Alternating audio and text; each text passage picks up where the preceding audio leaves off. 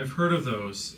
I sometimes listen to audiobooks that are read by AI, but again, it takes something away from it for me because I'm in it for the people that are doing it.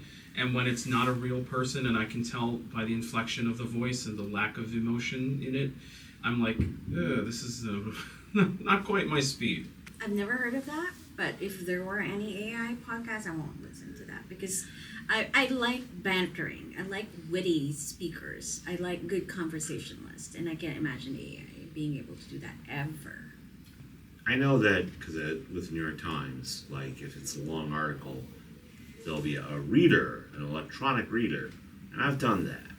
But like, yeah, it's okay because it would take long to read the article, and again, it's about a practicality situation.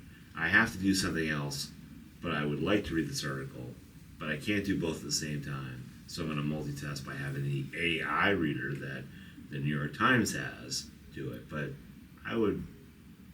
that's the only exception I have to that. I don't want a podcast to tell, because like Kirk's saying, I'm in it for the hosts, I'm in it for the guests. But this is some robot telling me what the news is. Like, AI is great when, like, I'll be honest, when I type emails for my job and Google will complete a sentence for me, because I do a lot of boilerplate stuff, I don't hate that. That part makes my job easier. But I don't want it to be doing the creative stuff. I don't want it to be doing the stuff that when I don't work, it does that for me. I want to do the stuff that makes the certain day-to-day stuff easier. Like there's a meme on a thing like I want AI to do like the dishes and take out the trash, not my job. I mean that's oversimplification of the idea, but that's kind of where it's going.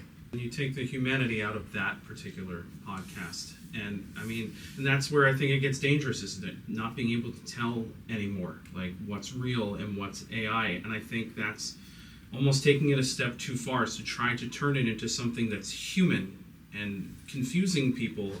I feel like, again, it goes back to who's executing it, right? So if it's the AI, even if it's the person's voice, if it's a robot projecting someone else's voice and the robot's doing the work, it's taking away the nuance and the creativity and the in-the-momentness, if that makes sense, that only human beings can sort of provide. Because the awareness that we have versus the AI being like non-aware, and it's scary that the AI is becoming closer to being sentient and aware, and then that line is becoming a lot thinner. So the more we can get away from that happening, I think the better. So Rich Eisen is one of your favorite podcasts. Let's say you listen to an episode and you really liked it, and later on you came to find out that it was actually an AI version. He's a of robot. Rich Eisen. That's it.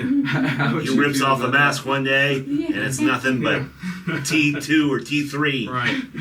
That's it. You're done. I would be impressed at the level of the technology, but I would also not like it. I would feel like I was robbed of getting to listen to a person, rather than, even though I was convinced it was a person, it still wasn't a person at the end of the day. And even if, there's the thing, like if I never found out, I would have gone on believing that it was a real person, but I would have felt cheated because, I wasn't listening to a human being.